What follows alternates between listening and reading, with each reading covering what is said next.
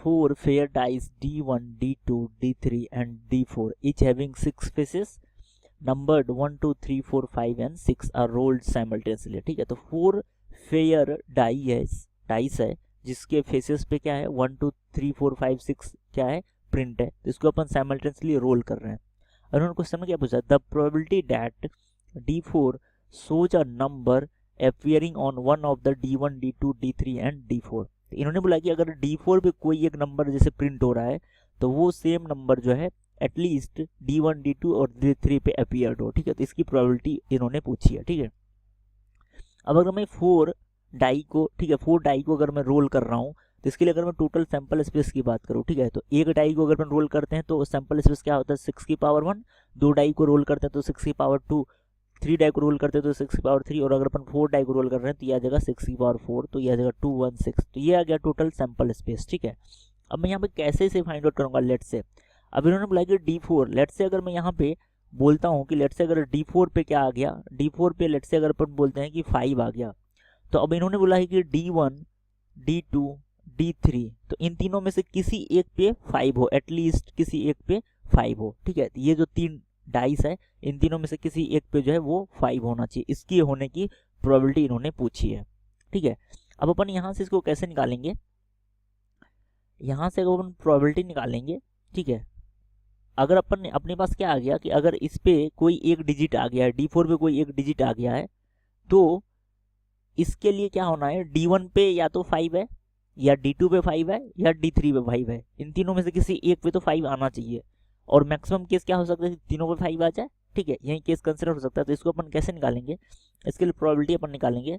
Required probability जो होगा वो क्या हो जाएगा, वो हो जाएगा 1 minus probability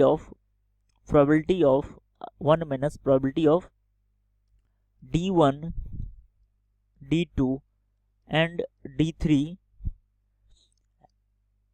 have different number। ठीक है, have different number than D4।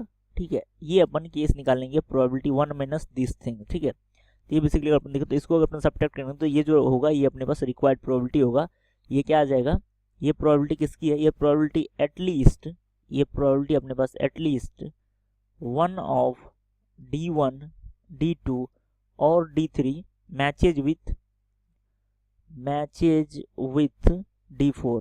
ठीक है, मैचेज विथ D4, ये इसकी प्रोबेबिलिटी है जिसकी वैल्यू क्या आ जाएगी 1 minus probability of D1, D2, D3, इसका क्या हो जाएगा नंबर डिफरेंट। ठीक है, अब इसके लिए अपने को वैल्यू निकालनी है। ठीक है, अब अगर अपन देखें तो अपने को सैंपल स्पेस क्या है 2, 1, 6। अब अपन रिक्वायर्ड इवेंट्स देखते हैं। ठीक है, अगर मैं रिक्वायर्ड इवेंट्स देखो, इसको लेट से मैं इवेंट ई बोल देता हूँ कि इसका डिफरेंट नंबर हो। ठीक है, लेट से मैं बोलता हूँ कि D4 पे कोई एक नंबर आया, D4 पे कितने चॉइसेस हैं, D4 के लिए अगर मैं चॉइस देखूँ यहाँ पे, लेट से मैं D4 के लिए चॉइस देखता हूँ यहाँ पे, D1 के लिए, फिर D2 के लिए और D3 के लिए, तो अपने को क्या निकालना है कि इन पे D4 पे जो नंबर आ रही है वो D1, D2, D3 किसी पे भी ना आए। ठीक है, तो लेट से अगर अपन ने एज्यूम किया कि D4 पे 5 आया तो D1 पे क्या नहीं आ सकता, 5 नहीं आ सकता, मतलब यहाँ पे 1, 2, 3, 4 और 6 आ सकता है। और D3 पे भी 1, 2, 3, 4 और 6 आ सकता है, और D3 पे भी 1, 2, 3, 4 और 6 आ सकता है, 5 नहीं आ सकता है। ठीक है, तो बेसिकली अगर अपन देखें तो ये तो एक केस के लिए हो गया, अगर D4 पे 5 आया, सिमिलरली D4 पे 1 आएगा तो D1, D2, D3 पे 1 नहीं आना चाहिए। D4 पे अगर 2 आया तो D1, D2, D3 पे 2 नहीं आना चाहिए। तो अगर मैं इसके लिए चॉइस देखूं तो इसके लिए चॉइस क्या है, इनिशियली इसके लिए चॉइस क्या है 6। अगर इसके लिए 6 चॉइस है और 6 में से अगर कोई एक नंबर ये शो करेगा, ठीक है, इस 6 चॉइस में से कोई एक नंबर शो करेगा तो वो नंबर अब D1, D2, D3 पे नहीं आना चाहिए। तो इसके लिए चॉइस कितना हो जाएगा 5, और इसके लिए चॉइस कितना हो जाएगा 5, और इसके लिए भी चॉइस कितना हो जाएगा 5, क्योंकि जो नंबर D1 ने दिखा रखा है, D4 जैसे 5 नंबर दिखा रखा है, D4 अगर 5 दिखा रखा है तो D1, D2, D3 जो है वो 5 नहीं दिखा सकता है। तो D4 के लिए इनिशियली कितना चॉइस हो जाएगा 6, तो D1, D2, D3 के लिए कितना चॉइस हो जाएगा 5। तो नंबर ऑफ ई क्या आ जाएगा यहाँ पे, ये आ जाएगा 6 × 5 × 5 × 5। तो इसकी वैल्यू क्या आ जाएगी यहाँ पे 6 × 5 × 5 × 5, ये यहाँ पे इसके लिए रिक्वायर्ड नंबर हो गया।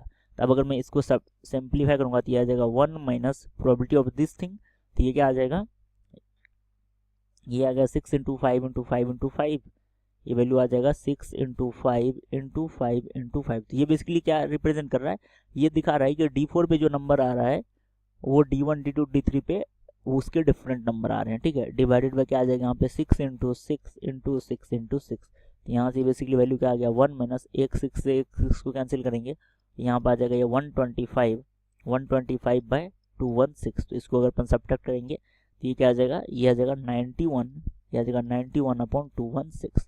तो ये यहाँ पे इसके लिए आंसर आ जाएगा 91/216 इसका प्रोबेबिलिटी। तो आंसर कौन सा हो जाएगा यहाँ पे, option A is the right answer.